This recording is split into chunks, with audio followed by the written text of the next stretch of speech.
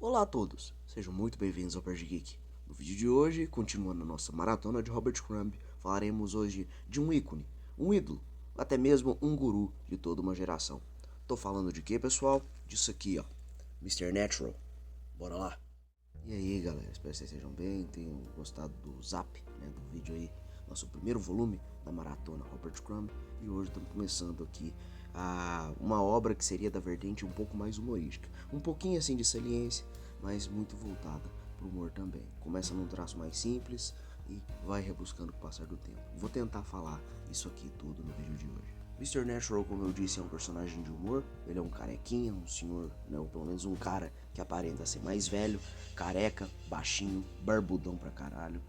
Eu tava até pesquisando antes de fazer o vídeo pra vocês e tem um cara que se autodenomina Mr. Natural. Ele tem um canal no YouTube, é bem legal, só que eu acho que ele mexe com música, mas assim, é a cópia viva do cara, é muito bacana mesmo. Como vocês bem viram no começo do vídeo, eu botei as lombadas e a capa do vídeo tá com a arte um pouquinho assim, censurada, um pouquinho limada. Por quê?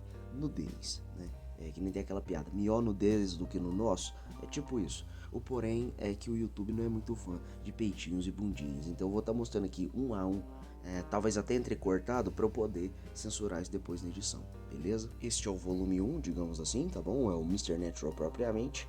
Essa personagem tá aqui, né? Tem até o aviso. Ela é adulta, mas não parece, né? Ou é o caso do contrário.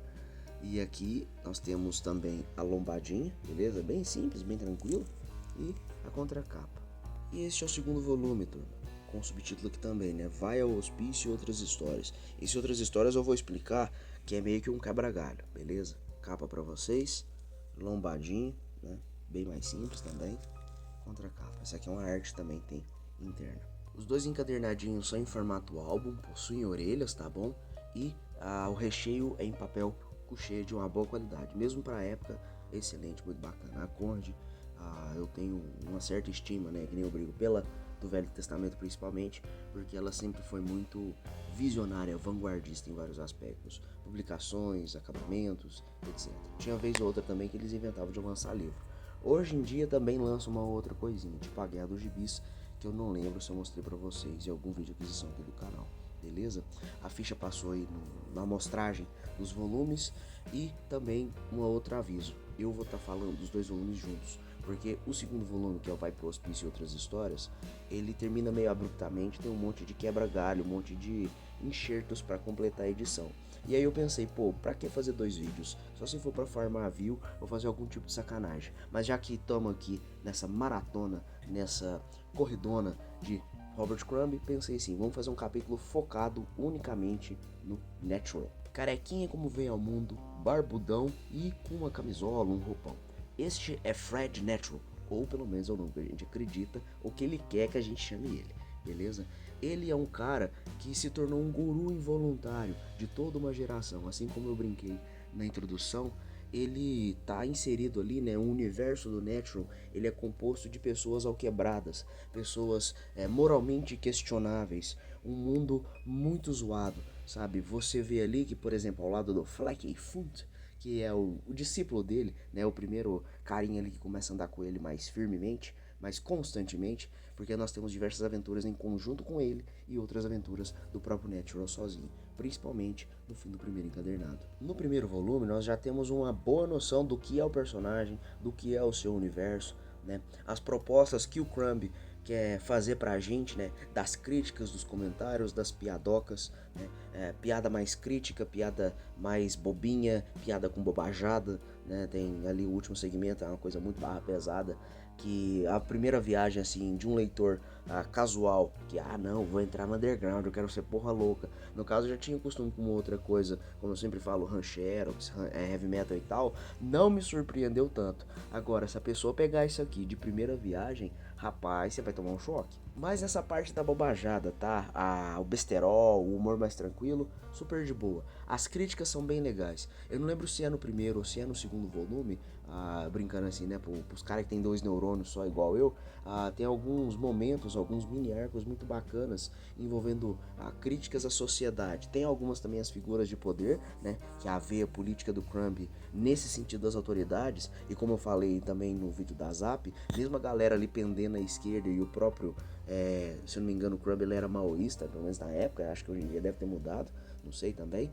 Então, assim, ele consegue fazer críticas às figuras de autoridades que são bem pertinentes até hoje, por incrível que pareça. Esse arco que eu falei, um pouco maior, que eu lembro bastante, se não me engano, é do Fleckenfoot na banheira, que ele fica, ai, meu mundinho aqui na banheira, tudo aqui de bom acontece na banheira, eu posso dormir na banheira, eu posso fazer isso e aquilo na banheira, eu posso viver na banheira. O cara consegue fazer, tipo aquelas triciclos gigantes na própria banheira, sabe? O cara põe o motor, sabe, sei lá como, rodinha, né? Porque o desgraçado, ele nem saiu da banheira, como é que ele fez um trem desse? Que aí seria uma crítica ao conformismo, à zona de conforto, né? Ao lance de, estou na minha casquinha, que gostosinho, não vou sair daqui minha vidinha inteira. Né? E várias outras coisas. O próprio Natural, ele fica puto, que é legal, porque assim, ele é um pouco bipolar, né? Tem hora que ele quer ser adorado, porque ele se vê como um cara muito inteligente, ele quer ser o baluarte, a luz da razão, né? A iluminação de todo o juízo da comunidade, da sociedade, daquele mundo dele, né? De certa forma, não deixa de ser a nossa sociedade, mas tem umas paradas meio absurdas ali que seria, tipo, zoando, né? Como se fosse um realismo fantástico, de certa forma, desse universo dele, sabe? E aí nós temos também outros personagens, como a bebezinha, bebezinha entre aspas, né? Da capa do volume 1, o Human the Human, que é um personagem muito virado assim no pó, ele é muito doidão, sabe? Ele tem umas sacadas, umas piadinhas envolvendo esse cara, nesse personagem, que são muito boas também. E é um catadão, pra variar, como eu disse lá no vídeo da Zap, várias coisas que saíram tanto na Conde quanto no Veneta são catadões, né? São compiladões de coisas baseadas da Complete Crumb Comics ou qualquer outra coisa que tenha saído por aí, né? Eles fazem um bem bolado, como já é de costume. Tem outras obras aqui no Brasil, mas eu só tenho no PC, por exemplo, que é As Aventuras de R. Crumb, que você acha que pela presa editorial é raro pra caramba, eu nunca vi nem pra comprar. Eu não tenho também, mas quem sabe um dia aí eu leio e traga a resenha à parte. Eu quis focar mais no que é mais tranquilo de se encontrar, seja fisicamente aqui pra vocês ou pelos arquivos digitais da internet afora. E por ser um catadão justamente essas edições do Natural, a gente vê ali diversas fases do traço e da própria vida, né? Eu não lembro certinho, mas eu acho que em muitas obras ali ele põe um ano que ele fez aquelas tiras. E é bacana porque tem histórias seriadas mais normais de página a página, tem histórias que são um monte de quadradinho numa página inteira, né? O traço mais achurado clássico, né? O Crumb classicão, o Crumb mais do início, um traço mais fininho, né? Um pouco mais simples de certa forma, que lembra também, na minha opinião, o Fritz the Cat, algumas fases do Fritz the Cat tá ali, né? Eu não sei se é na mesma fase também que ele tava usando LSD, porque o uso de substâncias alucinógenas, né, psicotrópicas, essas coisas assim, o Crumb fala que, brincando, né, vamos dizer assim, uma das poucas vantagens de ele ter usado substância é que o horizonte de percepção dele mudou muito, tanto que, se não me engano, em alguns volumes, eu não vou lembrar qual exatamente, eu não sei se aqui, eu acho que não vai ser nesse vídeo, tem uma arte assim que é bem icônica, que eu lembro bastante, que é como se fosse um cara, talvez o próprio Crumb, com um carro atrás e um paredão de tijolinhos. O traço fininho, muito diferente do habitual, que não só pela forma dele desenhar, mas também ele desenhava muitas das vezes sob efeito de substâncias. Então você consegue ver ali muitas das vezes, quando não é a própria proposta do desenho, que tem algumas artes assim no Vai ao Hospício e outras histórias, que são os quebra-galhos para encher a edição, né? Não seria encheção de linguiça, porque toda a arte dele é muito bacana, né? Mas tem um propósito ali do volume 2 não ter seguido adiante. E nós vemos diversas artes, né? Do momento mais noiado dele, né? Com a cabeça meio fora do lugar por conta de LSD, o traço mais classicão, o traço mais inicial quando ele tá puro. Tem diversas variáveis dentro da obra dele, dentro da extensa bibliografia do cara. São várias aventurinhas, uma ou outra com um arco maior, né? Seja nas próprias páginas daquele arco ou meio que capítulos, né? O próprio mesmo desse da suposta bebezinha, ele é quase o maior assim da edição toda, e é o que eu só peço um pouco de paciência, e que se você não gosta, pule qualquer coisa, tá? Eu li, dei muita risada, mas muito mais pela barbaridade, pelo choque, do que, nossa, que qualidade. É uma aventurona, algo muito incomum nas próprias vinhetas, pílulas do próprio Natural. E isso praticamente marca o fim do volume 1, essa aventurona que dá em alguma coisa, sabe-se lá o que, né? Mas é um caso bem legal, assim, ele anda com outros personagens, é bem massa mesmo. E aí a gente pula pro volume 2, que é como se fosse um salto no tempo, um fast forward, né? Assim como tem nos animes e tal, né? Avança no tempo pro treinamento do personagem, qualquer merda desse tipo, né? Então, assim, a gente tem o volume 2, que é o Vai pro Hospício e Outras Histórias. Por que é o Vai ao Hospício? Passado muitos anos, o Natural, ele se desiludiu de muita coisa. A geração Flower Power se desfez. Então, ao mesmo tempo que ele era o crítico e o guru de muita gente daquela época, riponga, vamos falar assim, né, brincando, no tempo lá da época, talvez ali anos 70, talvez até o ingresso dos anos 80, não vou saber direitinho falar pra vocês, tá? Ele vai e tá no hospício, porque ele surtou, porque, mano, a sociedade não vale a pena ser corrigida e tal. Ele foi desiludindo de muita coisa. Ele largou mão de muitas posturas, de muitas ideias e se isolou no hospício. Eu acho que muito por conta, assim, de consciência própria. Ele entregou os pontos e falou, que se foda. Só que, dado um momento, e nesse caso desse roteiro, porque tem uma historinha por trás, né? Se não me engano, eu sempre confundo, né? Tinha o East Village Order e o Voice, ou The Voice, que são jornais alternativos de esquerda, lá de São Francisco, se não me engano. Foi contratado, né, por eles o Crumb, né? Olha, propuseram pro Crumb, né? Falou, irmão, a gente vai pagar X por semana aí, ou por mês, sei lá, né, por tira, e você vai fazer uma aventura serializada pra gente. E ele entra de cabeça nessa. E ele vai indo e seguindo, né, a aventura. E é bacana, né? Ele sai do hospício, ele tenta reencontrar as figuras do passado para se situar daquele momento que a história se passa, né? Como seria o atual momento daquela época. E ele começa a encontrar o Fleckenfund, ele tá se relacionando com a menina. E é bacana porque se você lê o primeiro volume em sequência do segundo, você vê, pô, o cara melhorou de vida, porque ele era muito complexado. Apesar dele ser meio safadão, que ele queria ficar só pegando as meninas e dar um cutucão. Então, assim, você vê os personagens de certa forma envelhecendo, amadurecendo, evoluindo, né? Só que ele foge do hospício Natural e vai atrás dessas figurinhas conhecidas do leitor e do próprio Natural para poder se situar, relembrar momentos e quem sabe até pedir uma ajuda para eles. Mas nem tudo são flores, como sempre, né? O cara, ele só se lasca. O Fleckenfoot e a moça vê ali, né, que ele não necessariamente, o Natural não tá preso ao passado necessariamente, mas ele tá com muitas referências fora do alinhamento, fora do compasso. Então ele acha que tem muita coisa ainda que tá à moda antiga, ou de tantos anos atrás, que seria quase como se fossem as aventuras mais antigas do volume 1, né? Ele tá fora do alinhamento ali do tempo presente, e eles ficam tirando ele pra maluco. E o Natural, não, pelo amor de Deus, eu não tô louco, eu não tô maluco e não sei o que, por favor, vocês têm que me ajudar, a gente tem que fazer alguma coisa, né? E aí tem a hora que ele tem um surto de grandeza pra variar, então ele, não, vou fazer uma comunidade, vou fazer uma sociedade, eu vou fazer uma, sei lá, uma comuna, um pessoal, né? Talvez não como Jonestown, pelo amor de Deus, né? A galera fez aquilo ali coletivo, né? Pelo amor de Deus. Mas aí eles ficam, que bonitinho, velho, tá doido lá. E aí ligam pro hospício, acho que ligam pros agentes do FBI pra investigar, né? Porque o Natural tá metido com coisa meio cabeluda, porque ele é um cara como se fosse, não seria dentro do Deep State, mas ele é aquele cara, digamos, sagaz, que sabe de muita coisa por fora da própria mídia, da própria sociedade vigente ali. Ele é um cara que corre por fora, um underdog, uma coisa desse tipo. E aí chega o pessoal pra apertar, né, o Natural, pra quem sabe levar ele de volta ou investigar direitinho. E aí quando a gente vai ver que o Natural começa a dar um perdido e os caras, como se fosse da polícia, começam a investigar com o Fleck, né, começa a interrogar ele, do nada a história seca, ela dá um cortezão seco.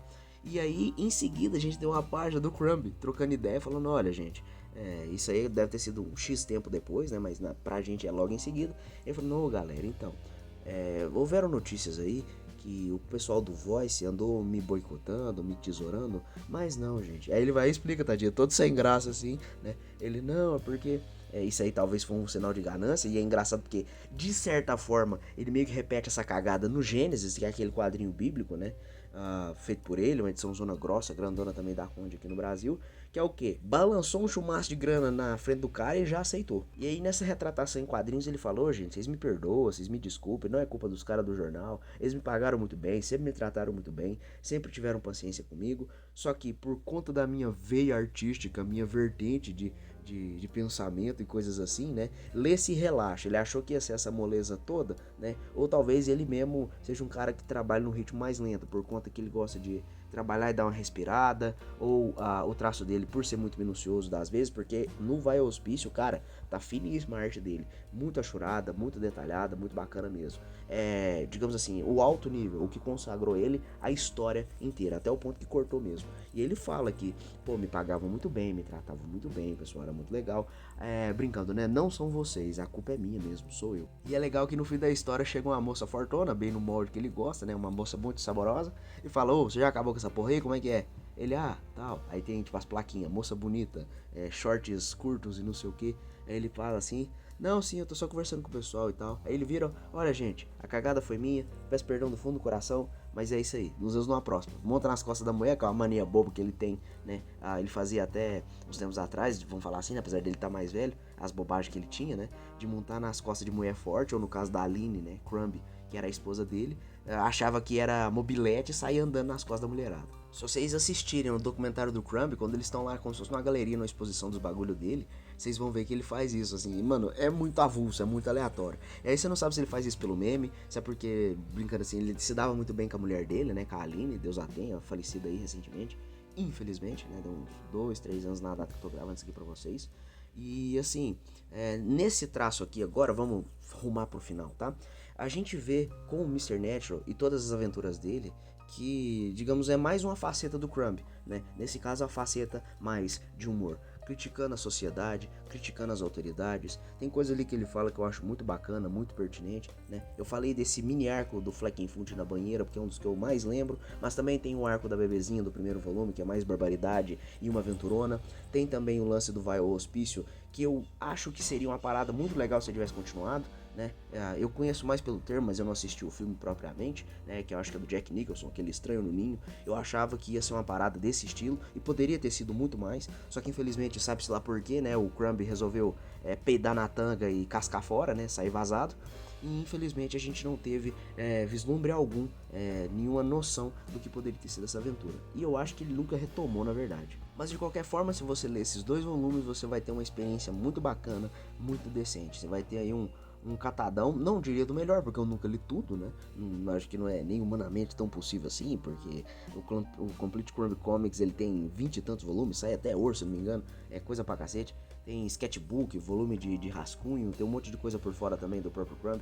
O cara é uma máquina, o cara é uma lenda, né? Um sujeito imparável. Hoje em dia ele tá mais velhinho, ele tá mais cansado, mas ele produz muita coisa ainda, né? Eu espero que ele consiga fazer mais obras, mais alguns quadrinhos, e que a gente consiga ver, principalmente isso traduzido de forma oficial, trazido aqui pro nosso país. Senão a gente tem que dar o louco aí, meter o louco e ler em inglês mesmo. E é isso, pessoal. Um trabalho um pouco político, um pouco gozador, né? No sentido mais do coito, mas também da brincadeira, da piadola, beleza? Então, assim, é um personagem legal, tem as suas críticas, tem os seus momentos.